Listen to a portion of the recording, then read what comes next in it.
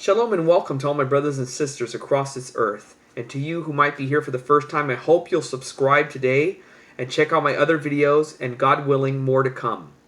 How can I prove to you in 5 minutes that Isaiah 53 is clearly not about any Messiah whatsoever, and is speaking about the righteous remnant of Israel? Let's go straight to the scriptures. Before I do, Isaiah 53 does not identify who the servant is. It speaks about the servant, but does not identify. Where does it identify the servant? Let's go. Isaiah 41, verses 8 through 9. But you, Israel, my servant, Israel, Jacob, whom I have chosen. Isaiah 43, verse 10, it says, you are my witnesses, plural, of Israel, and my servant, whom I have chosen. Isaiah 44, verses 1 through 2. But now listen, O Jacob, my servant, and Israel, whom I've chosen. Isaiah 44, verse 21. Remember these things, O Jacob and Israel, for you are my servant. Isaiah 45, verse 4. For the sake of Jacob, my servant, and Israel, my chosen one, I have even called you by your name.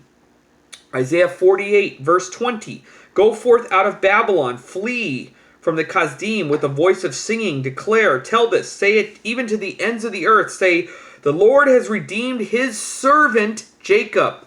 Isaiah 49, verse 3. And he said to me, you are my servant Israel, in whom I will be glorified.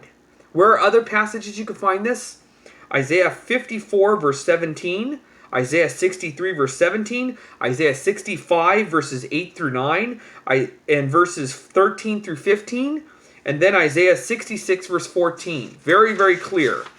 Other passages in Jeremiah and other books, Jeremiah chapter 30, verses 10 through 11, we see there in verse 10, it says, but for you do not fear the word of the Lord, my servant Jacob, do not be afraid, O Israel.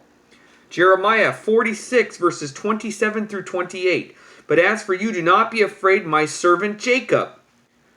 Where else? Deuteronomy chapter 32, verse 36 and 43. We see there, he calls Israel his servants in the plural, and he will avenge his servants.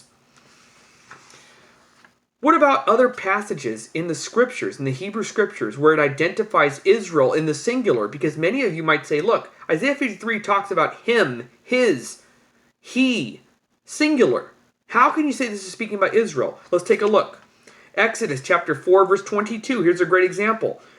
And you shall say unto Pharaoh, thus says Yehovah, Israel is my son, my firstborn. Hosea chapter 8, verse 3. Israel has rejected the good. The enemy will pursue him. Hosea chapter 11, verse 1. When Israel was a child, then I loved him, and I called my son out of Egypt. Hosea chapter 14, verses 5 through 6. I will be like the dew to Israel. He will blossom like the lily, and he will take root like the cedars of Lebanon. His shoots will sprout, and his splendor will be like the olive tree, and his fragrance like the cedars of Lebanon. Psalm chapter 130, verse 8. And he will redeem Israel from all his sins. Jeremiah chapter 48, verse 27. Now was Israel a laughingstock to you, or was he caught among thieves? For each time you speak about him, you shook your head in scorn. Again, singular.